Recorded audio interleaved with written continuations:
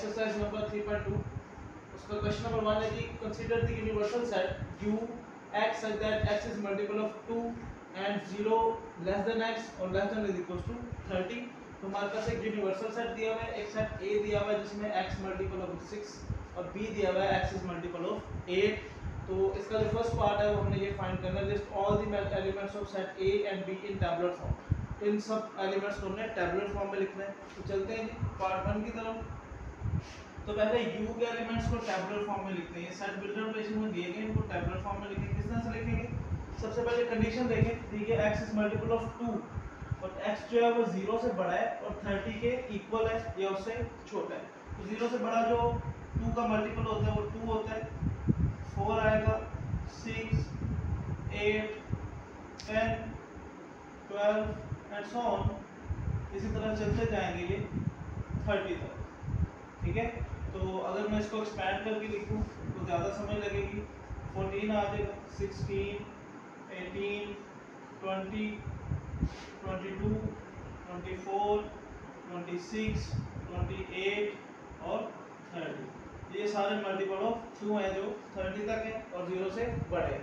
अब इनके मुताबिक हमने पहला सेट हमारा लिखना है A।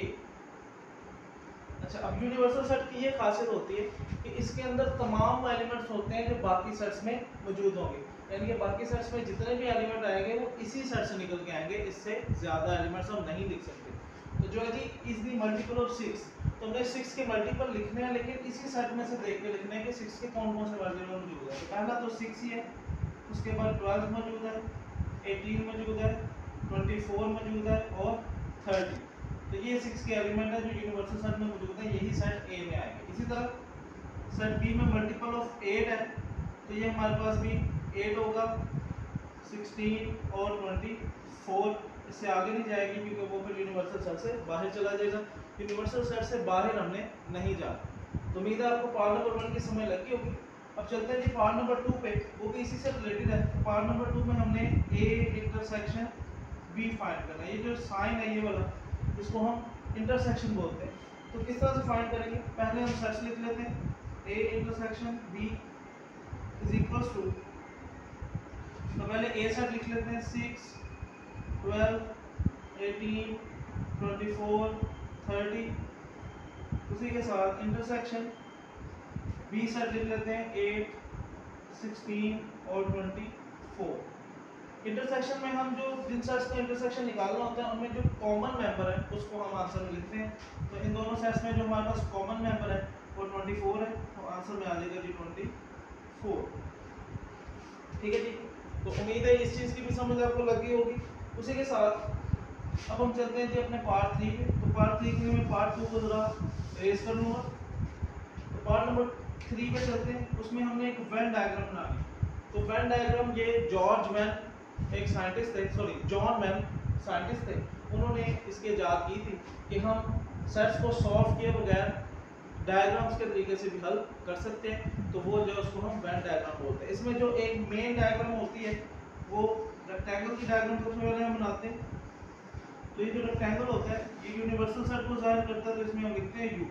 ठीक है, और इसी के अंदर सारे सेट बनते हैं। A और B हमारे पास दो सेट्स हैं, तो दोनों सेट इसके अंदर बनेंगे। एक सेट में A बना लेता हूँ, दूसरा सेट में B बना लेता हूँ। अब A और B को हमने थोड़ा सा ओवरलैप किया है, तो इस वजह से कि अगर कोई कॉमन डिजिट होगा तो हम कॉमन एरिया में लिखेंगे। अब सबसे पहले A के एलिमेंट लिखते हैं, या सबसे पहले कॉमन लिख लेते हैं। तो कॉमन मार्कर इंटरसेक्शन 24 आया था, वो इधर आ जाएगा। बाकी A के एलिमेंट लिखते हैं, वो 6 12 18 24, सॉरी 24 पहले हम लिख चुके हैं, यहाँ पर नहीं लिखेंगे क्योंकि हमने डिस्टिंक्ट ऑब्जेक्ट का सेट बनाते हैं। एक मेंबर दोबारा रिपीट नहीं होगा। 24 की जगह पे आ जाएगा 30। B का लिख लेते हैं, तो B में हमारे पास आ जाएगा जी 8 और 16। 24 हम पहले कॉमन में लिख चुके हैं। बाकी जितने भी हैं वो इनमें नए यूनिवर्सल के हैं, तो वो हम लिख लेते हैं। 2 आ जाएगा, 4 आ जाएगा, 6 आ गया, 8 भी आ गया, 10 आ जाएगा, 12 आ गया, 14 आ जाएगा, 16 आ गया, 18 भी आ गया, 20 22 24 मौजूद है हमारे पास। 26 लिख लेते हैं, और 28 लिख लेते हैं, 30 भी हमारे पास मौजूद है। तो ये इसकी जी एक वेन डायग्राम बन गई। तो उम्मीद है आपको इन क्वेश्चन की समझ लगी होगी। सबसे पहले हमने सेट बिल्डर से टेबुलर फॉर्म में लिखा और फिर उनका इंटरसेक्शन लिया। इंटरसेक्शन में हम कॉमन मेंबर जो दोनों सेट में मौजूद है वो लिखते हैं। और वेन डायग्राम बनाने का तरीका आपको समझ में लग गया होगा, जिसमें एक रेक्टेंगल बनाएंगे जो यूनिवर्सल सेट को ज़ाहिर करेगा और जितने भी सेट हैं वो इस रेक्टेंगल के अंदर बनेंगे और कॉमन एरिया में कॉमन एलिमेंट्स और बाकी जितने भी हैं वो वैसे लिखेंगे और बाकी जो बचेंगे उन्हें यूनिवर्सल सेट के अंदर लिखेंगे। तो उम्मीद है आपको समझ लगी होगी। कोई भी कंफ्यूजन है तो वो लाजमी आप कमेंट करें। क्वेश्चन नंबर 2 की तरफ, इसमें एक यूनिवर्सल सेट दिया हुआ है जो एक्स इज एन इंटीजर का सेट है और 0 से स्टार्ट हो रहा है 150 तक ये जा रहा है और जी एक सेट दिया गया है जो 2 रेज़ पावर m के इक्वल है और इंटीजर का है। इंटीजर इसमें m को जाहिर कर रहा है और m की वैल्यू 0 से 12 तक होगी। और तीसरा सेट दिया हुआ जी x इज अ स्क्वायर, तो ये नंबर्स का स्क्वायर दिया गया। तो अब इसको जो फर्स्ट इसका पार्ट है उसमें G list all the elements of g and h। तो पहले g के एलिमेंट लिखते हैं।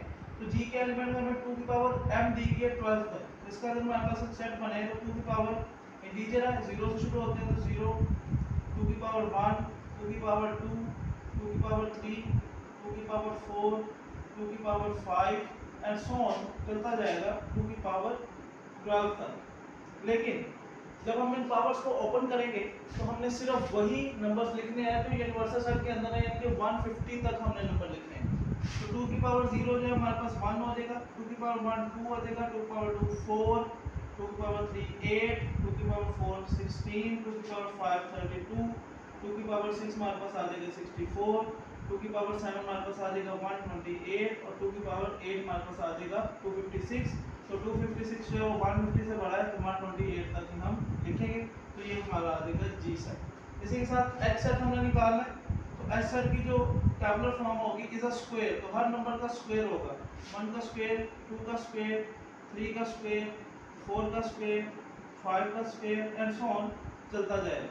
लेकिन हमने कहाँ तक लिखना है 150 तक, 150 से ऊपर नहीं जाना है। तो उसमें पहले हम 1 का स्क्वायर लिख लेते हैं 1, 2 का स्क्वायर 4, 3 का स्क्वायर 9, 4 का स्क्वायर 16, 5 का स्क्वायर 25, 6 का स्क्वायर 36 आएगा, 7 का स्क्वायर 49, 8 का स्क्वायर 64, 9 का स्क्वायर 81, 10 का स्क्वायर 100, 11 का स्क्वायर 121, 12 का स्क्वायर 144 और 13 का स्क्वायर 169 आता है।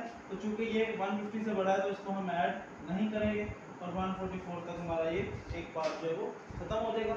अब चलते हैं जी सेकंड पार्ट की तरफ। सेकंड पार्ट में हमें कहा गया G G union H find करना है। तो लिखते हैं G G union H is equal to, पहले G वाला सेट लिख लेते हैं, वो है जी 1 2 4 8 16 32 64 और 128। इनका यूनियन निकालेंगे। यूनियन निकालेंगे जी हम H के साथ। H वाला सेट है हमारे पास 1 4 9 16 25 36 49 64 81 100 121 और 144। इनका यूनियन निकालेंगे। तो यूनियन में हम क्या करते हैं, इन तमाम सेट्स को इकट्ठा करके एक अलग सेट बना देंगे, तरतीब से लिख देंगे। तो पहले 1 आ जाएगा, 2 आ जाएगा, 4 आ जाएगा, 8 आ जाएगा, 9 आ जाएगा, 9 के बाद 16 आएगा जी, 16 के बाद 25 32 36। तो तरतीब से दोनों के एलिमेंट्स को मिला के लिखते हैं। 36 के बाद हमारे पास जो आ रहा है जी वो 49 आ रहा है, 49 के बाद 64 आ रहा है, 81 100 121, उसके बाद आएगा जी 128 और 144 आ रहा है। तो ये इसका आ गया यूनियन। थर्ड पार्ट में हमारे पास है जी इंटरसेक्शन निकालना है। तो G intersection H, sorry intersection का सिंबल जो है उल्टा होता है, इंटरसेक्शन H। पहले G वाला सेट लिखते हैं जी 1 2 4 8 16 32 64 एंड 128। इंटरसेक्शन इसका निकालेंगे जी हम H के साथ। H का सेट हमारे पास है जी 1 4 9 16 25 36 49 64 81 100 121 और 144। इंटरसेक्शन में हम क्या लिखते हैं, जो दोनों में कॉमन है। तो कॉमन हमारे पास आ रहा है जी सबसे पहले तो 1 दोनों में कॉमन आ रहा है, उसके बाद 4 दोनों में कॉमन आ रहा है, 4 के बाद 16 दोनों में कॉमन आ रहा है, 16 के बाद 25 32 नहीं है, 64 हमारे पास कॉमन आ रहा है और बस यही हमारे पास कॉमन आ रहे हैं। तो ये हमारे इंटरसेक्शन में आ गए। तो उम्मीद है आपको इन क्वेश्चन की समझ लग गई होगी। यूनियन में सारे मिला के लिख देते हैं और इंटरसेक्शन में जो कॉमन है वही मेंबर्स हमने आंसर वाले सेट में लिखने हैं। तो ये जो मैंने ऊपर वाले सेट लिखे हैं ये एज एग्जांपल लिखे हैं, इनको आप अपने सॉल्यूशन में ऐड नहीं करेंगे। ये हमने इनकी टैबलेट फॉर्म लिखी है, इनको आपने ऐड नहीं करना, आपने डायरेक्ट सेट बनाना है और ये वाला सेट भी ऐड नहीं करेंगे, आप डायरेक्ट ये वाला सेट बनाएंगे। तो उम्मीद है आपको समझ लगी होगी। अगर कोई भी कंफ्यूजन है तो कमेंट्स में लाजमी। अच्छा जी, क्वेश्चन नंबर 3 की तरफ चलते हैं। जो G consider the set P X is a prime number, तो प्राइम नंबर 0 से बड़े और 20 तक है जी, और Q है जी इधर डिवाइजर ऑफ 210, तो 210 के डिवाइजर यानी कि 210 किस किस नंबर पर डिवाइड होता है, लेकिन वो 20 तक ही हमने लिखने हैं, उससे बड़े नहीं लिखने। तो पहले हम इसे सेट लिख लेते हैं। तो P is equal to prime number होता है जो अपने लेवल पे आते हैं, तो 0 से बड़े प्राइम नंबर हमारे पास 2 से शुरू होते हैं, 1 प्राइम नंबर पे नहीं आता, 2 3 4 नहीं आएगा, 5 6 नहीं आएगा, 7 9 भी नहीं आएगा, 11 आ जाएगा, 13 आ जाएगा, 14 15 16 17 आ जाएगा और 19 आ जाएगा। ये प्राइम नंबर है।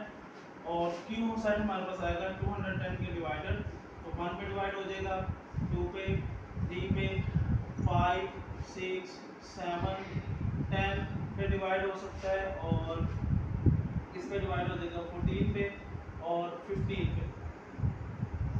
तो ये इसके डिवाइडर हैं। तो आपने इनको फिर एक बार क्रॉस चेक कर लेना है, शायद मैं कोई नंबर भूल गया हूँ तो आपने वो कमेंट्स में लाजमी करेक्ट करवाना है, प्राइम नंबर्स का भी और Q 210 के डिवाइडर्स का। अब हम चलते हैं अपने पहले पार्ट की तरफ, वो है जी P इंटरसेक्शन Q हमने फाइंड करना है। तो पहले P सेट लिखते हैं, 2 3 5 7 11 13 17 और 19।